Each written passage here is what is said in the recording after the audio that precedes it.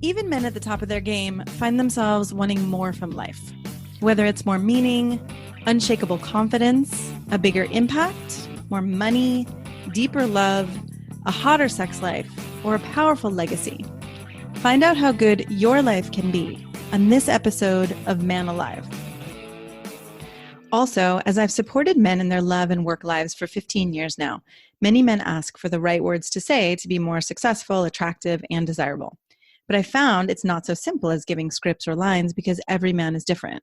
So giving words or scripts would be like giving a tall, thin man a shorter, wider man's pants, or vice versa. The words have to make sense for you and your personality, and there's so much happening beneath the surface that people are responding to. If you're interested in how to become a better lover and leader in your own unique way, go to shanajamescoaching.com/quiz, or you can text ALIVE to 44144. It only takes a couple minutes and you'll start to get an idea of how you can be both more respected and desired.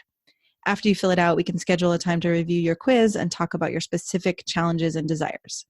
So again, go to either shanajamescoaching.com/quiz or text ALIVE to 44144. That's ALIVE to 44144. Enjoy this episode of Man Alive. Hello, and welcome to this episode of Man Alive. I am very excited to be here today to talk about something that I think many of us tend to avoid, and something that can be, really challenging, but it's very important in relationships and, any kind of relationship. And that is apologies. And we have an amazing guest, Andrew Blackwood. Welcome, Andrew. Thank you, Shana. Who wrote a book called The Art of a Genuine Apology. Is that right? Yes, that's correct. And I feel really grateful knowing that you are putting this out there in the world, because I recently wrote a book that was about communication and honesty and sex. And one of the things in there that I wrote was apologies have never felt, effective to me. So there's a whole nother method that I tend to use. But I love circling back to, well, let's actually look at an apology and how it could be effective and how it could heal and help people feel closer. And so I'm excited for people to understand this and learn about this. Yes, I'm excited to talk about it because everyone is imperfect. Yes.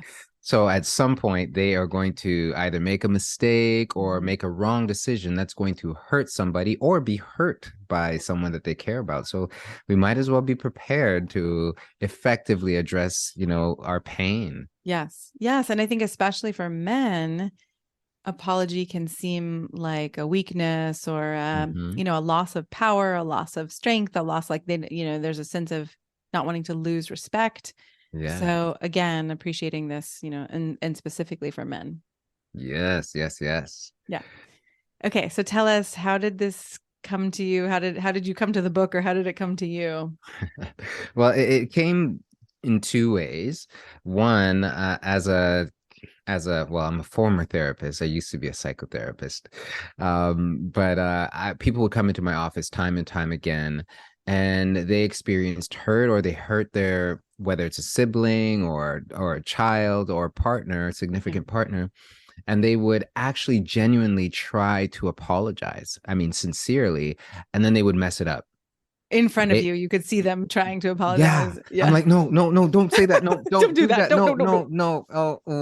Oh, and crash and burn. It's just like, it was just, and people would make the same mistakes over and over and over. So I built up a collection of like what not to do. There's a whole chapter in the book, like just don't use buts. Don't explain. Don't try to explain why you did what you did, because it's going to sound like a justification. Right.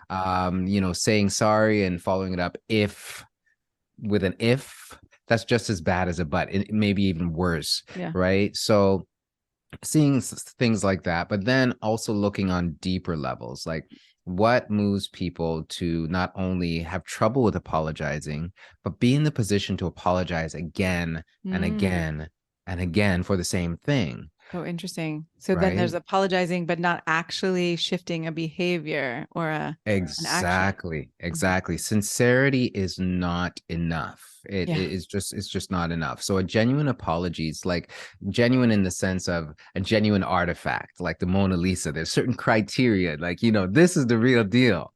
Whereas, if it's missing some of what I call, well, the five core values, Okay. right? Humility, Hmm. empathy, vulnerability, responsibility, and accountability. I love it. If it's missing any one of these five values, it's Yes. not going to cut it. Yeah. Yeah. It's Right. going It'll to fall kind of, short. yeah. I'm just imagining, right? When there's humility, but there's no accountability, that's when people then apologize over and over. And right. There's all the different, permutations of what would Right, happen with some of those right, and without right. others. Right. And I mean, I have an acronym that helps people understand the steps because there are 4 steps. Okay. And I don't typically like to give people the 4 steps at the beginning because Yeah. people then tend to cut and run. They'll take the steps and then they'll try to, go and implement it. Yeah. But there Without are actually understanding.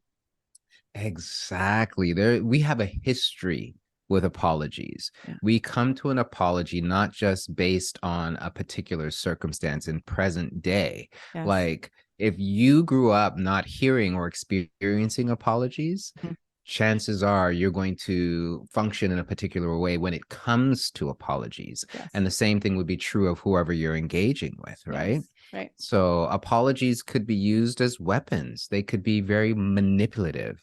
Yeah. Well, I'm sorry. The person's not really sorry. They just say what you want to hear Right. I'm so they can sorry you either felt that get way, right? Which is a complete dismissive statement. yes, that's true. But then there's the other reality where they'll say what you want them to say, Oh, but they interesting. actually don't mean it. They Okay. want to move past the moment or Hmm. they want to get you to do what it is they want you to do. So there's a lot of manipulation that can be used when it comes to apologies and guilt and all those kinds of things. So Yeah. it's good to understand that dynamic because an apology, a genuine apology, is not a one-way offering. It's not Okay. just a monologue. It's actually a dialogue. Mm, So when we get into the 4 steps, you'll see where we can actually there's this give and take about it. beautiful. So there's I call it the live formula. Okay. Okay. LIVE. So your apology lives on long after you've offered it when it's That's done well. amazing. Yeah. Yeah, yeah. So L stands for list. You want to list or label specifically the behavior that you're apologizing for. Yeah. Right. So this prevents you from giving like this blanket kind of apology or receiving a blanket. I'm sorry for everything I've ever done. I know I hurt you. No, that's not good enough. Let's get specific. Right. It What are doesn't you really go in. You can't take it in if it's so vague. Yeah, no. So even when you offer an apology like that, the person doesn't really, there's no reassurance that you're actually taking responsibility.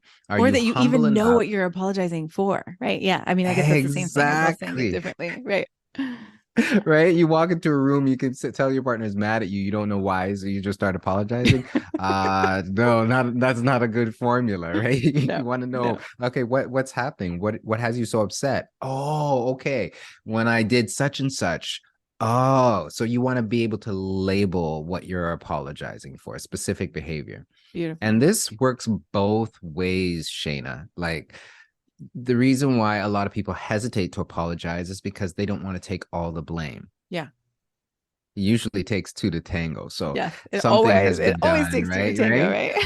right? Right? Exactly. So, most people they're waiting for the other person to apologize. Yeah. When if you know that you're not going to be taking all the blame, well, the difference between blame and responsibility, right? Blame is something somebody puts on you. Responsibility is something that you take. It's something that Mm, you own. great distinction. So you can say, I'm responsible for this. When I spoke to you this way, Yeah. or when I said this out of turn or in front of people, like you can be very specific. Yes. And that the other person's going to be like, oh, okay. Oh, we're on the same page. Okay, let's move a little Yes. further. I think that Right. creates So trust too, because, and like when I hear that, then I feel understood already, right? And Yes. oftentimes it comes from feeling misunderstood or something that gets missed. And so, right, if you're Right. speaking to the exact moment, there's a sense of, oh, you actually recognize what happened. Yes, yes, yes. And it moves the person, like you're saying, to a specific moment, a specific place and time. Mm. So whenever you're dealing with emotions like guilt and those kinds of things, clarity is what you want to seek, and it's what you want to offer as well. Mm-hmm. Right. So when you're clear about what you're apologizing for, this is when it happened and this is what I said, it's gonna help. So that's the L. Great. The I is where you imagine the impact that that behavior had on the person. Yeah. Right. And so this moves us from the head to the heart. This is Mm-hmm. about empathy, right? When I did this or said this, I imagine that it impacted you this way. You probably Wow. felt, right? Really stepping into their Right. shoes, and then you've taken on the responsibility of knowing what right, the disharmony that you've created. That's right. Yeah. And why I like to say imagine, because sometimes when we're approaching these conversations, the other person hasn't specifically told you how you impacted them. Interesting. Yes. So you want to present it in the form of a theory. I imagine, or if I were in your shoes, or if that happened to me, I would have Yeah. probably felt that way. And that's where the dialogue continues. Yeah. Did I get that right? Is that actually how you felt? I love Right? the You question want it, you too. want to get mhm. Yeah. You want to get it right. Yeah. It's so important that the person guide you to have a good sense about what the emotional injury is. Yes. And I can Right? It's like imagine, right, in some of those conversations I've had with my clients where, if you say, is that it? Or did I get it right? Or am I understanding you? And they're like, yeah, but it's not a full heart, right? It's not a full hearted yes. Then okay, I haven't gotten it yet. And it's not that's right. going to be relieved if I'm not getting it. Exactly. Yeah. Exactly. So we Yeah. want accurate empathy, right? That's what starts to really reconnect people on an emotional heart level. So Beautiful. if you don't get it, they know that you don't get it. Right. Right. Right. So that's a really important part. And you're actually, again, that's one of the core values, empathy, Yeah. right? Then we move on to the V. This is where you want to verbalize a commitment Yeah. to a plan of action. Nice. So a lot of people make promises, and again, they're well intended, Yes. but good intentions don't always equal good outcomes, Yeah. right? The missing piece for so many of us is not understanding why we did what we did in the first place, Mm-hmm. right? You cannot commit to a plan, at least not a good one, if you don't understand the sequence of events that led you to do what you did. Right. Yeah. Right. So when you reverse engineer it, you can be like, oh, this is what was going on for me. Because ultimately, we're always responsible for our actions. Mm-hmm. But if we don't understand what moved us to act in a particular way, then Right. we're left in the dark and we will most likely do it again. Right. Unconsciously just keep repeating it because we're not aware. Exactly, right? We're often triggered by something or reacting to something, and if we don't have the understanding about what that is, Yeah. then we're likely going to do it again. So again, so people might get a little bit tripped up here. Yeah. You do not want to offer this explanation to the person you are apologizing to. Right. You don't want to go into the history. Well, when I was this age and this age, this happened to me. They're gonna be like, so what does it have to do with Right. me? How's that about me? Right? Exactly. A genuine apology is not about your hurt. Yeah. It is about the other person's hurt. No strings attached. If they forgive you, if they don't, you will still offer this apology if it is in fact a genuine apology. That's powerful, right? Whether or not someone and because I can imagine getting defensive in the midst of it, like you're not receiving my apology versus, Mhm. oh, this is a gift. This is an offering. That's right. That's right. And people are, especially if there's significant hurt, there's going to be a lack of trust already. Yeah. So people are very sensitive, hypersensitive, if you will, to ulterior motives. Why are you really offering this apology? Are you doing it so I can forgive you? Are you doing it so we can get back together? Are you doing that? Right. So it's important that there are no strings attached. You are fully invested in that moment in the other Mm, person's healing. It beautiful. is about them. Beautiful. Right. So you reverse engineer it. I did this. Okay. So in order for me not to do that, this is what I'm going to do. Uh-huh. And that's what your plan is.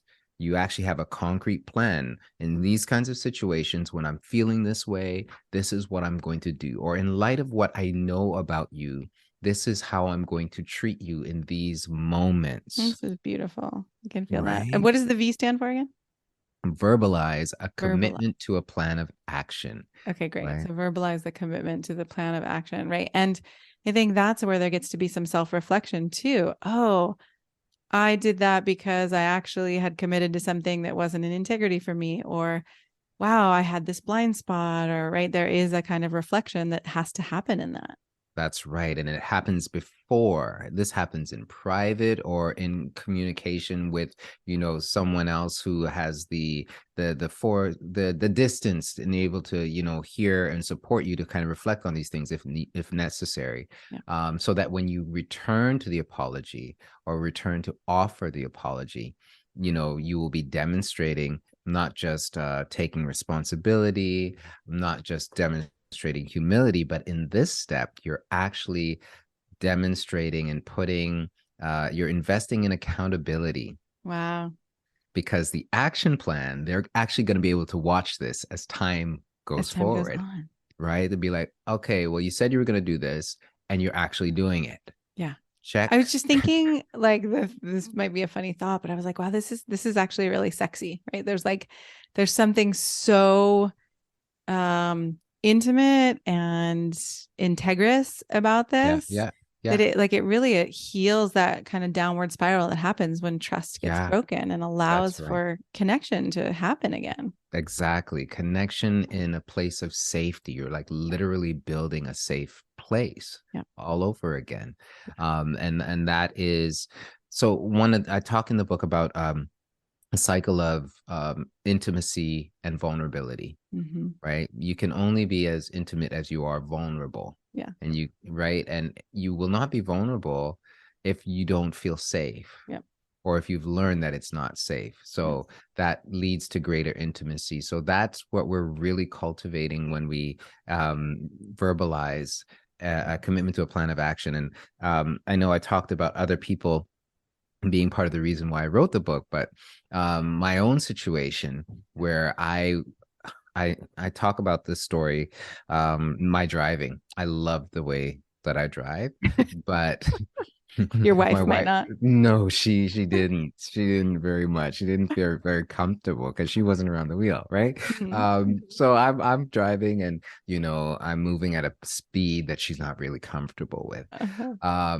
So I would apologize and be like, okay, I'm sorry. Next time you just tell me, just Yep. remind me when I'm going too fast. Mm-hmm. And as I was working on this or working on my apology, and because it got to a point where we had our first child, and she's just like, Andrew, I'm done.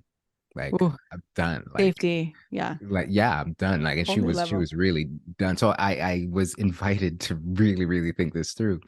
And then that's when I realized, whoa, okay, so I'm putting the responsibility on her Mm-hmm. to give me to help her. Yes. That's not the definition of taking responsibility. No, it's and not. and it really wasn't functional. But how is she supposed to lovingly tell me that she's scared when she's scared? Like she's scared. She's not going to want to talk, Right. right? If anything, she's going to want to fight Yeah. because she's scared, and she's told me this over and over. So it actually took some real thinking about how I could take responsibility, how I could remind myself, and then I Mm, could convey that to her. So accountability is not something that we hold people to or people hold us to. right. accountability is something we choose. It's something we enter into. It's Mm. something that we commit to. Yes. So, and that's part of this dynamic in relationships where people feel policed, or they feel, overparented because they're not choosing this. It's something that they're being forced into and controlled by. Yeah. So true accountability sidesteps all of that. It does, and then it feels so loving. Mhm. It's so interesting, again, because accountability is usually very, it's about the structure, but I can feel the love in that. Yes, and that's the hope, right? And then that sets you up nicely for E. It's where you extend an invitation for the person to give you feedback about your apology. Awesome. Right? Because the hope is, again, in sense of a dialogue, I want to know, did I miss anything? Did I get it right? Right? It's important because I don't want you to feel this way. I want us to move forward differently. Yeah. Can we talk for a moment about the did I get it right? Yeah.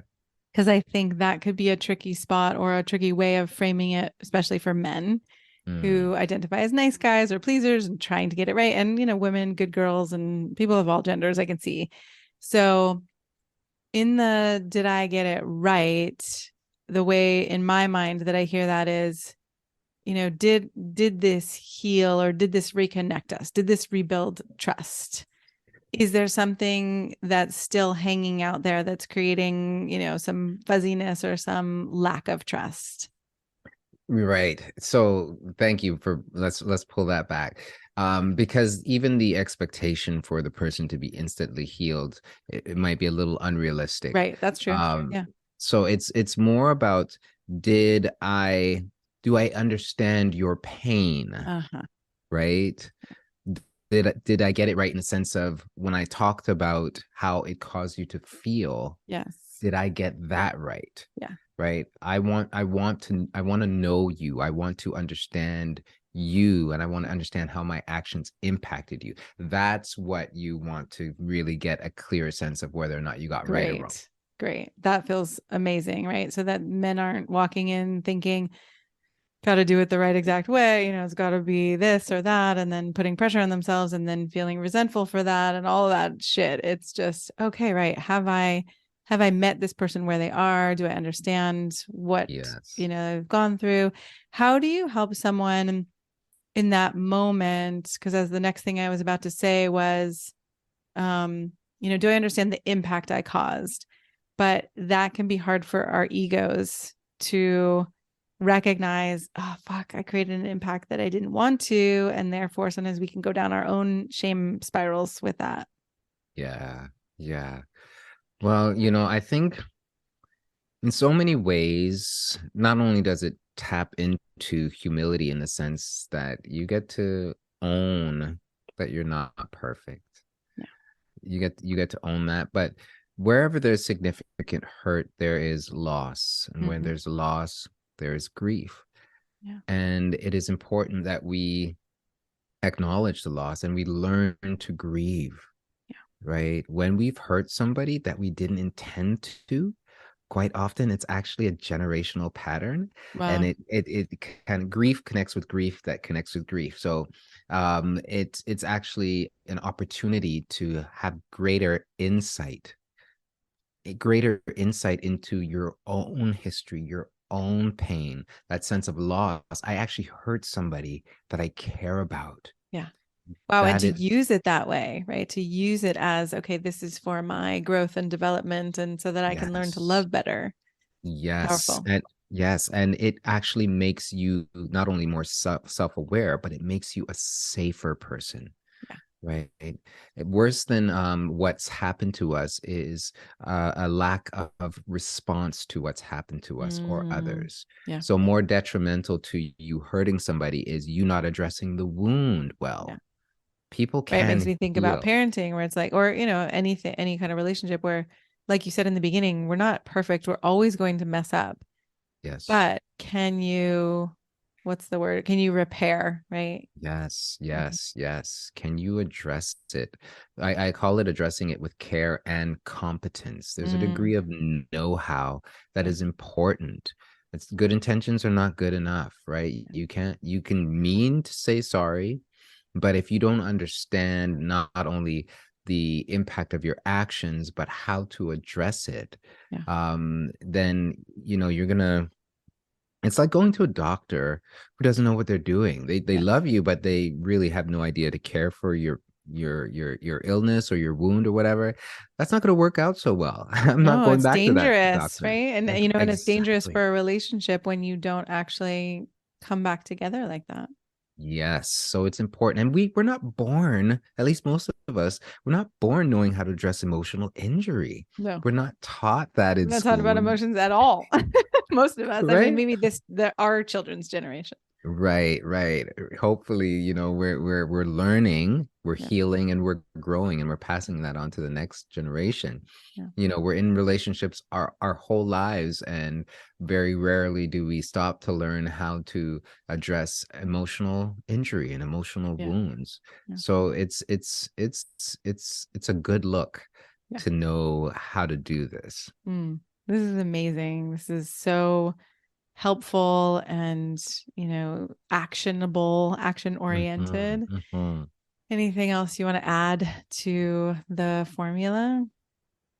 Well, again, I think that's the formula, and really, again, the spirit behind the apology is really, really essential Yeah. to go in aware of what it is that you want, Yeah.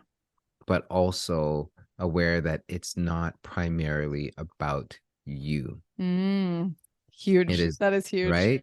It is not even primarily about the future of your relationship. So there's a difference between the genuine apology and reconciliation. Hmm. So if you do not reconcile, if you do not get together, or if she never forgives you, will you still offer this gift of an Right. Like, will apology? you keep your heart open in that apology or will you just shut down and then get resistant or defensive? That's Right. interesting. Right. Because, like Is you it said, it really? may not resolve right away. That's right. Right. Is it really about you? Mm. Is it really for you, or is it for the other person? Yeah. These are, talk about the intentions behind offering the apology. It's important to do this self-examination piece. And there are questions throughout the book. At the end of each chapter, there are questions to kind of help you dig a little bit deeper, because we are wonderfully complex Oh, beings, yes. We right? We truly have are. these histories, we have these, experiences in life that they just build on top of each other that we haven't really examined. And quite often, it's those unexamined things that kind of crop up and trip us up in relationships that we really want to work. Yeah. Yeah. Yeah. Amazing. And you said you're working on a new book that is more around the reconciliation piece. Well, that would be the third one. So Oh, the second one is going, well, actually, this might be in this series, I'll say yes. this, in the Yes. series of these books, this will be the second one, but it's going to be about forgiveness. Okay. So the genuine apology forms a bridge, builds a bridge between forgiveness and reconciliation. Mm. In chapter 7, I talk about similarities and differences between the three of them. But suffice it to say that forgiveness is where we want to start. Uh-huh. Uh-huh. And forgiveness is not conditioned based on whether or not the other person acknowledges what they've done wrong, if they apologize to you. Forgiveness is a one-person deal. You don't Yeah. need the other person involved at all to forgive. No. It's complex, it's beautiful, but I'll say forgiveness is both a choice and a process. Wow. Right. We get to choose it, and then we walk through that process even before we've had a conversation with the other person. Yeah. So Yeah. that way, when we Powerful. do go to offer the apology, we have already, it's like, we've cleansed our palate. We've done our work. We're good. I can give this to you because I know there's value in it. And if you don't want it, that's okay. It is what it is. Hmm. Like, I care. I love you. I want you to heal. And Yeah. whenever you're ready to take this gift, it's yours. It's still right. It will be here for you. That's right. That's what I might not be here, right? Because if you take 10 years to forgive, and I'm not necessarily going to sit around and wait, but that gift of forgiveness and my desire for you to heal, my desire for me to take responsibility and show you that, you know what, it's not about you. I did what I did because of who I am, where I was, all that kind of stuff. You can own that. And then reconciliation. Now that's about two people. That's about two people agreeing, not just on what happened, but they're agreeing about how we're going to move forward. Where are we going to go? That's what reconciliation is all about. So if you embark on reconciliation before there is the apology and before there's forgiveness, you're going to run into challenges for sure. Yeah. Yeah, I think those three, it's powerful to see the sequence in order, the apology, or, I mean, right, sometimes the forgiveness can happen before the apology, but to see the distinctions between all three of those and what needs to happen. And it feels kind of like I'm having the experience of, I don't know if you remember these from childhood, the 3D images where you'd stare at it and suddenly it would pop and become three-dimensional. Do you ever have that? No, I don't remember that. God, I'll have to send you a book of them. I found it recently because I was like, oh, they were so amazing. You look at this picture and it looks all flat. And then suddenly as you look, it becomes three-dimensional. And then you can't see back to how it was once you've seen it. Right? It's like an underwater scene or a space scene, or something interesting like that. So I feel like what you've just done with apology and forgiveness and reconciliation is, you've three-dimensionalized it to the point where I can see and feel, oh, right. A lot of us aren't thinking about these emotional wounds or the fact that this is an offering. And if someone doesn't take it and we shut down, right, where our work is to do in all of this, and how we get to learn to love better through, unfortunately, hurting someone's feelings or, having a negative impact. But if we're in this container of growth and reconciliation and learning, then it becomes powerful. Yeah, certainly. Again, it's the healing really is what we're seeking. Yeah. Right. So no matter what the injury, it's our response to that injury that really matters even more. Yeah. Awesome. Thank you so much for this. Before you tell us where we can find you, any last words or any tidbits of wisdom for the men listening or people listening? Oh, yeah. Put it this way. I really do believe the world would be a better place when everybody knows how to respond to emotional injury, theirs or others, with care and competence. And this is something that we all can do. Don't write yourself off because you've made unwise choices again and again and again. You can learn, you can change, and other people can too. So I find it encouraging to be equipped to deal with these things. So that's my desire, and I hope for everyone else too.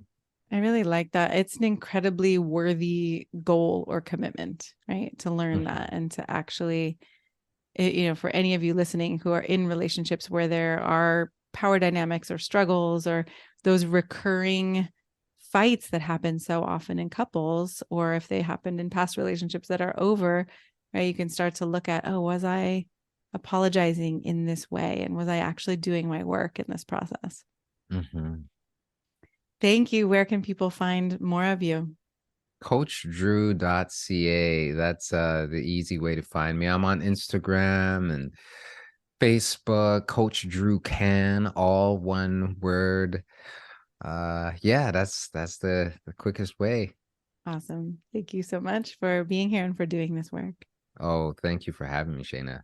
I'm so glad you joined us for today's episode of Man Alive. I hope you enjoyed our conversation and it gave you something to consider and explore in your life. If you like what you heard, I'd be so grateful for you to subscribe and write a quick review that helps men like you find us. And again, head over to shaynajamescoaching.com/quiz or text the word ALIVE, ALIVE, to 44144 to get a sense of how you can become a better lover and leader.